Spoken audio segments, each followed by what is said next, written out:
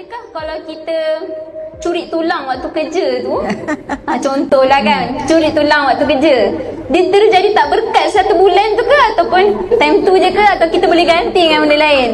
Sebab tu kadang-kadang dalam hidup kita ni, kita banyak tampung diri kita dengan perkara-perkara sunat dan buat kerja kebajikan sebanyak mungkin. Betul tak?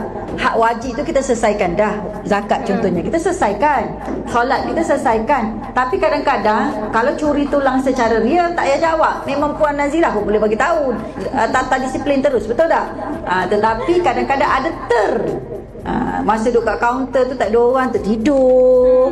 Lepas tu orang datang tu muka masam, tu kan, jenuh. Puan Raja Nazirah bagi tahu senyum. Tapi kita nak senyum seumur boleh ke?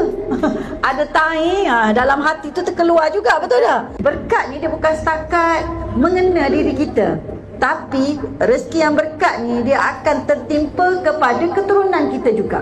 Satu, kadang-kadang berhati-hatilah dengan punca rezeki ni. Kadang-kadang dosa kita tu dapat dirasai kesannya. Bukan kata diwarisi, dosa tak diwarisi, tetapi kesan tu akan dapat dirasai oleh zuriat kita. Dan kita bila zuriat kita rosak, apa lagi yang tinggal dekat kita untuk hantar duit cash kita dekat akhirat? Sebab zuriat ni lah yang akan hantar duit cash kita dekat akhirat, betul tak? Doa kita, sedekah kita banyak mana. Tapi kalau doa zuriat kita ni berpanjangan,